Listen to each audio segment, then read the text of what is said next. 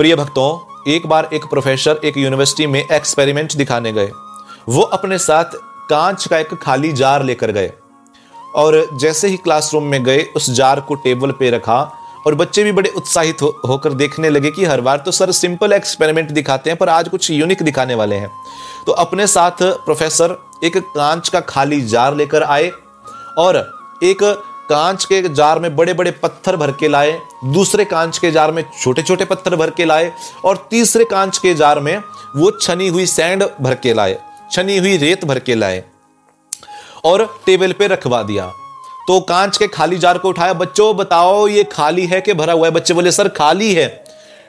Professor ने कांच के जार को टेबल पे रखा और जो बड़े वाले कांच के बड़े जार में जो बड़े वाले पत्थर थे वो उस खाली जार में भर दिए। अब कांच के जार को उठाया, बच्चों बताओ क्या ये जार खाली है कि भरा हुआ है? बच्चे बोले sir this jar is full, इसमें क्योंकि उसमें पत्थर डले हुए थे बड़े बड़े। तो उस प्रोफेसर ने उस जार को टेबल पे रख दिया और जो छोटे वाले पत्थरों का जार था वो उठाया और उस बड़े वाले पत्थरों के जार में उसने वो डाल दिया। तो जो छोटे वाले पत्थर थे वो अपनी जगह बनाते हुए उसमें भर गए। प्रोफेसर ने फिर उसको उठाया कि बच्चों बताओ क्या ये जार खाली है कि भर गया है?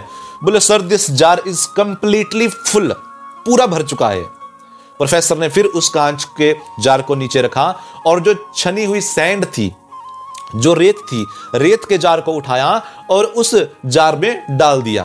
तो रेत भी अपनी जगह बनाते हुए उस जार में पूरी समा गई। एक ही जार में मतलब तीनों आ गए, बड़े पत्थर, छोटे पत्थर, रेत, और पूरा फुल हो गया। अब प्रोफेसर ने उस जार को उठाया कि बच्चों बताओ क्या ये जार फुल हो चुका है?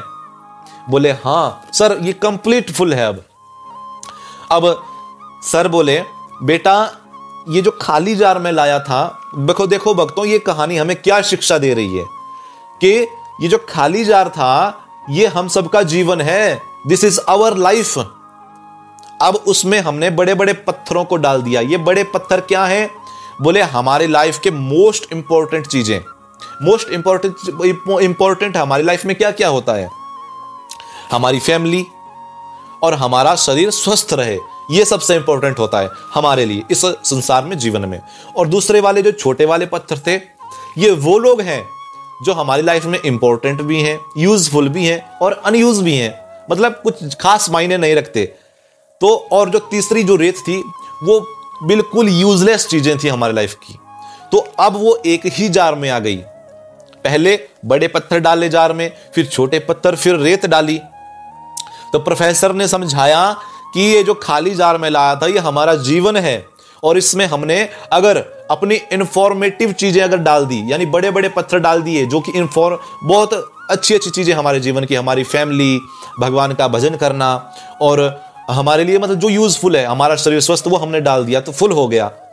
लेकिन कुछ चीजों को और डाल दिया, जैसे अनयूज चीजें। हमारी लाइफ में कुछ ऐसे लोग भी होते हैं जो हमारे लिए इंपॉर्टेंट भी होते हैं और इंपॉर्टेंट नहीं भी होते, तो वो भी आ गए। फिर रेती आ गई। आप सोचो अगर प्रोफेसर ने जो छनी हुई सैंड थी उसको पहले उस जार में भर दिया होता तो क्या ये पत्थर उस जार में आ पाते? नहीं।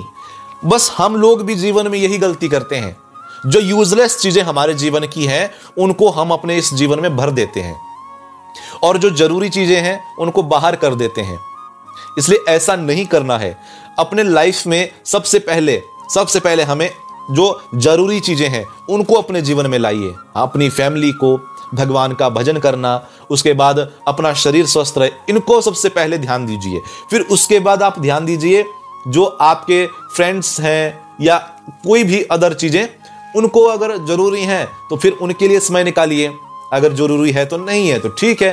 फिर उसके बाद जो फालतू की चीजें हैं, जो यूजलेस चीजें हैं, टीवी देखना, मोबाइल पे घंटों घंटों लोग बात करते हैं, उसके लिए फिर उसके बाद समय मिलता है तो फिर वो काम करो, नहीं मिलता तो कोई उसको छोड़ो, क्योंकि वो यूजलेस चीजें हैं, उनसे ना आपको कोई लाभ मिल रहा है ना कुछ हो रहा है। लेकिन जो यूज वाली चीजें हैं उनको अपने जीवन में लाइए, जो बड़े पत्थर हैं उनको अपने जीवन में जरूर रखिए।